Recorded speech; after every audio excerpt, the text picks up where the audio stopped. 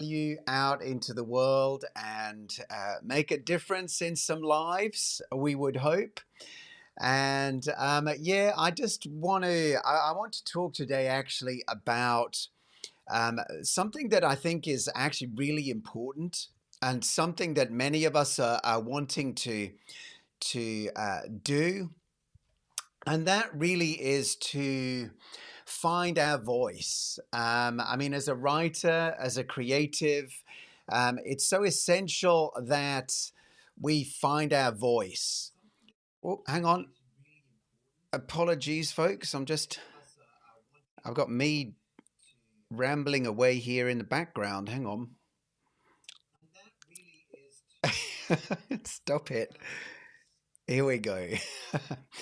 um, I really want to encourage you that you can find your voice. You can kind of discover that unique person, that unique strength, that unique voice on the inside, and put it out to the world. But I had like many years ago, a friend of my dad, a friend of my father, actually lost his voice completely. He was like one day just absolutely fine. The next day, he literally lost his voice, could not speak at all. And his voice was lost for like literally months and months. This guy, his name was Michael Black, and he just simply could not speak.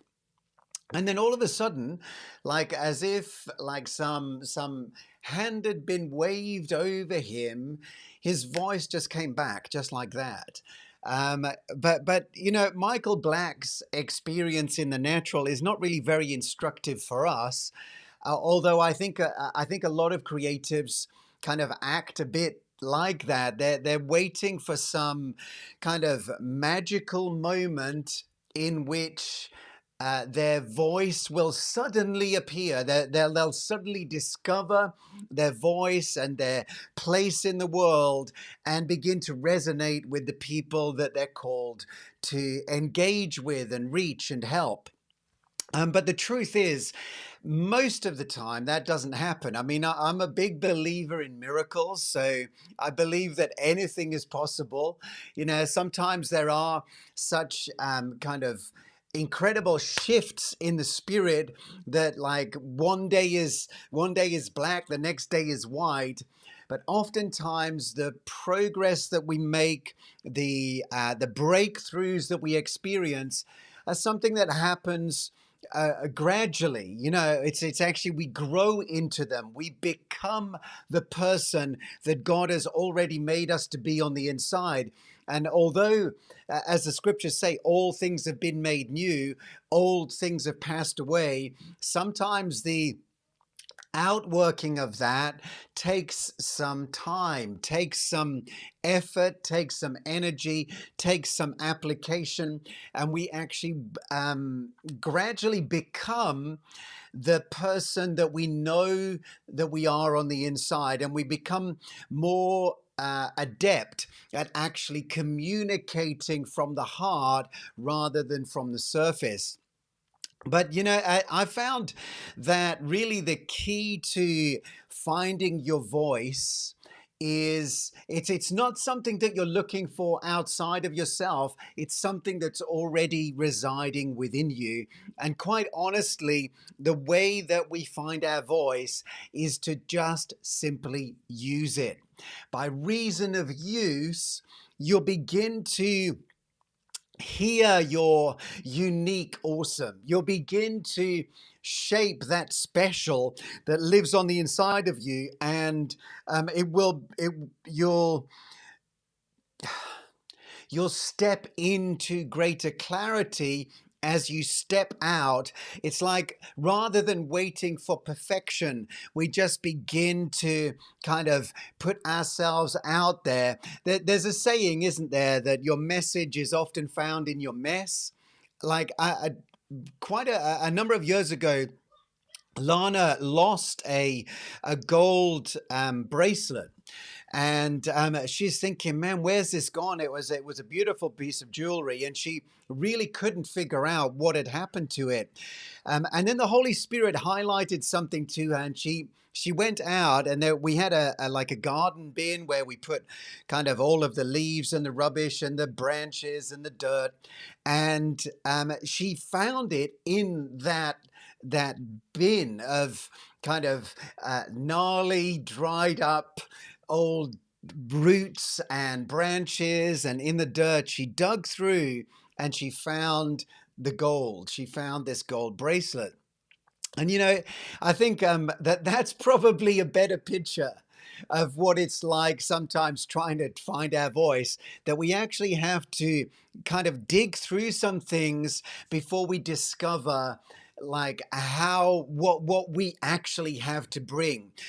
Sometimes people don't want to dig through the dirt to get to the gold. Sometimes we don't want, and like I could completely relate to this. We don't want to put ourselves out there because we just feel we're not ready.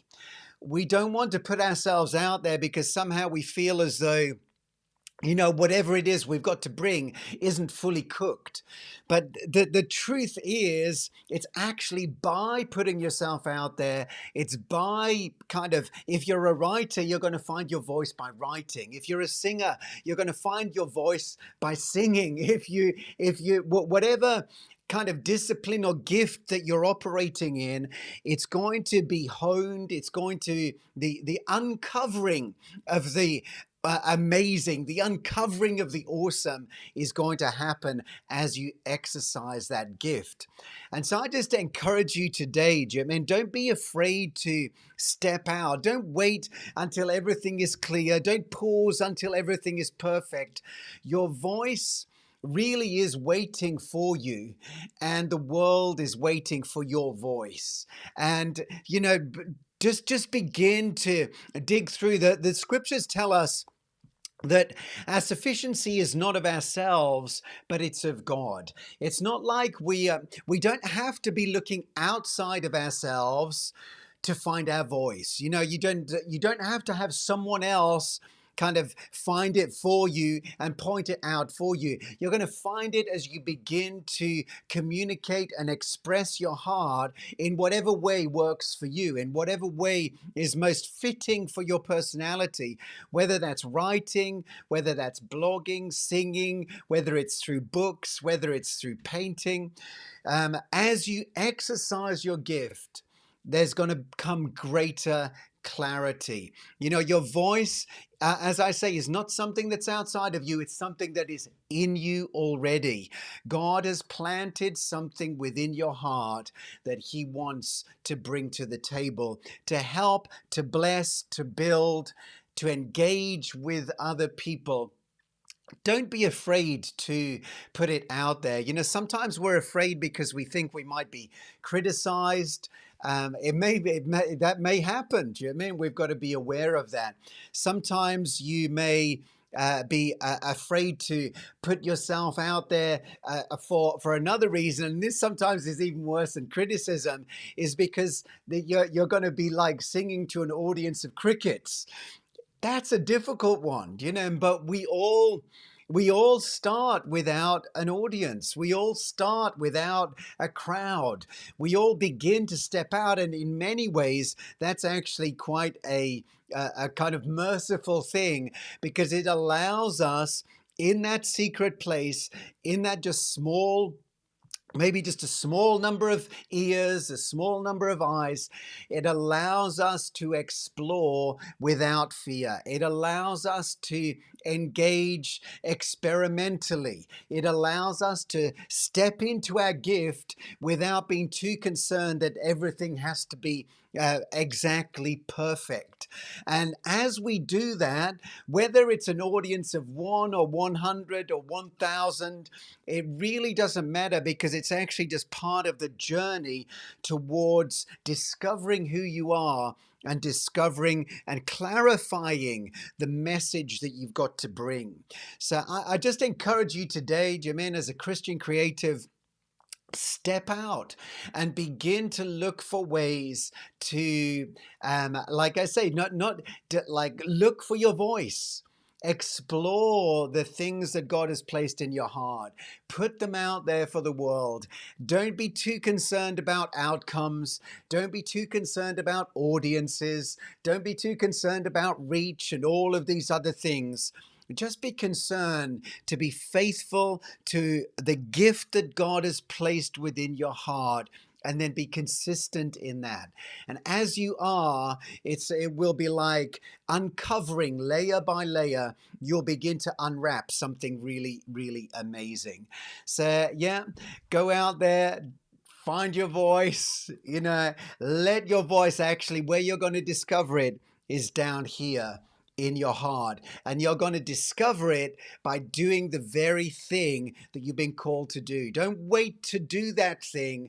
Begin to do it now in your imperfection, in your insecurity, with whatever fears may be kind of challenging your heart. Push through those and just put your worth out in the world. Keep doing that, keep doing that, keep doing that. And as you do, your message and your voice will become clearer and clearer and clearer.